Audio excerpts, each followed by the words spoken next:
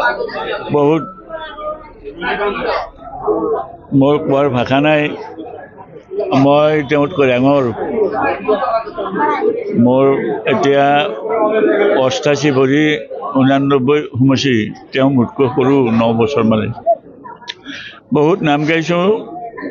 এটা আমি মানে নাগৰা নামৰ মহিৰো এটা হেৰাই পেলালোঁ আৰু কিছুদিন থাকিলে আমাৰ বহু ভাল কাম হ'ল হয়। যি নহওক তেওঁ বিদেহী আত্মাই শান্তি পাক ঈশ্বৰৰ ওচৰত কামনা কৰিছোঁ। কৃষ্ণ কি কৈছে বহুত দিন তেওঁৰ লগত নাম জীৱনৰ বেছি নাম তেওঁৰ লগত গাইছোঁ মই। আৰু যেতিয়া দুয়ো সমসাময়িক হ'লোঁ বৃদ্ধ, তেতিয়া মানুহে খুব মাতা কৰিলাক। আমাক দুয়োকো মাতাই মানে বয়স থকাৰ কাৰণে বহু নাম গাইছোঁ। আৰু সদৌ অসম নাগৰা নাম সংগ্ৰহ কৰি মই 20 বছৰমান সংঘ 12 বছৰ মই সম্পাদক হ'লোঁ, 8 বছৰ সভাপতি।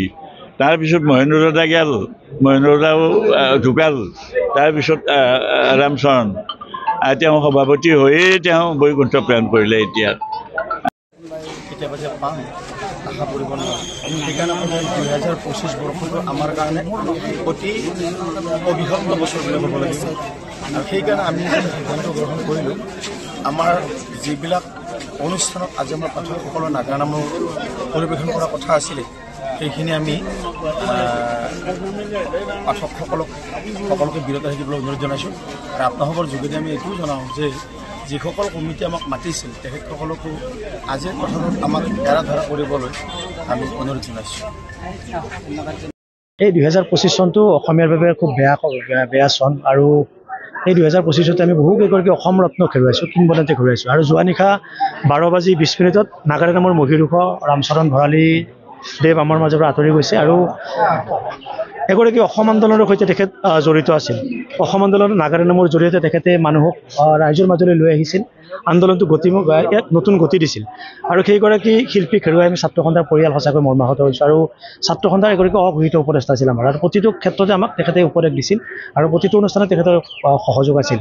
আৰু আমি এটি কথা অসম চৰকাৰক আহ্বান জনাব বিচাৰিছোঁ, তেখেতৰ শেষকৃত্য ৰাজ্যিক মৰ্যাদাৰে সম্পন্ন হ'ব লাগে। আৰু দ্বিতীয় কথা, ৰামচৰণ ভৰালীদেৱে যিটো জীৱিত অৱস্থাত কোনো ধৰণৰ ৰাজ্যিক বঁটা বাহন নাপালে অসম চৰকাৰৰ পৰা, গতিকে মৰণোত্তৰভাৱে হ'লেও তেখেতক অসম গৌৰৱ বা অসম বৈভৱ বঁটা তেখেতক প্ৰদান কৰিব লাগে। আৰু অসম চৰকাৰে তেখেতৰ স্মৃতি যুগমীয়া কৰি ৰখাৰ স্বাৰ্থত এটি বঁটা, ৰামচৰণ ভৰালীৰ নামত এটি বঁটা প্ৰৱৰ্তন কৰিব লাগে।